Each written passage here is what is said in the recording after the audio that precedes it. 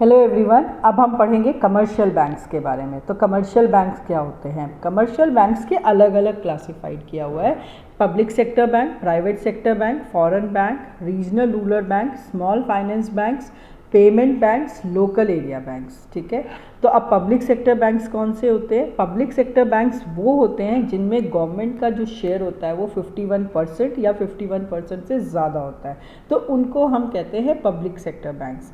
Private sector bank जो private entity चलाते हैं उन्हें प्राइवेट सेक्टर बैंक्स कहते हैं। इसमें सबसे बड़ा एग्जाम्पल है HDFC। फॉरेन बैंक्स जिनका हेडक्वार्टर तो फॉरेन में होता है, लेकिन RBI की परमिशन से वो हमारे यहाँ पे बैंकिंग की ट्रांजैक्शन करते हैं या बैंकिंग बिजनेस करते हैं, उन्हें हम फॉरेन बैंक्स कहते हैं।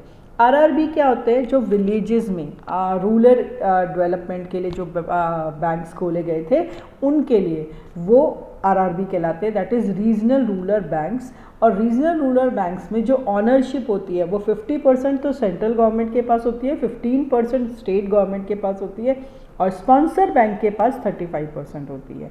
उसके बाद आते हैं small finance bank. Small finance bank actually क्या किया था ना कि बैंक्स फाइनेंशियल इंक्लूजन में बिलीव करता है।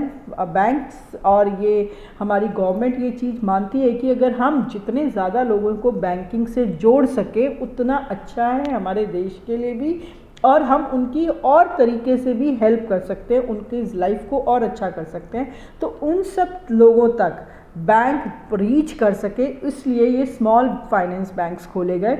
इन स्मॉल फाइनेंस बैंक्स में बेसिकली ये क्या है, माइक्रो और स्मॉल इंडस्ट्रीज फार्मर्स के लिए था और अनऑर्गेनाइज्ड एंटिटीज़ के लिए था। ठीक है, और इसके अंदर क्या होता है, जो फाइनेंशियल एसेट होता है स्मॉल फाइनेंस बैंक का, इसमें कंपलसरी होता है कि वो 75% प्राइवेटी सेक्टर वालों के पास जाए, यानी ऐसे लोगों को वो लोन और एडवांसेस दे कि जो ज़रूरतमंद है। ठीक है, पेमेंट बैंक तो हम लोग आज की डेट में सब यूज़ करते हैं। पेमेंट बैंक जैसे कि पेटीएम हो गया, जीपे हो गया, जियो पेमेंट बैंक हो गया, ये सारे पेमेंट बैंक हो गए। लोकल एरिया बैंक्स भी वही था, फाइनेंशियल इंक्लूजन करने के लिए रूरल एरियाज़ में जहाँ पे बैंक्स जा नहीं सकते थे बड़े बड़े, तो वहाँ पे लोकल एरिया बैंक्स खोले गए लोगों को बैंकिंग से जोड़ने के लिए।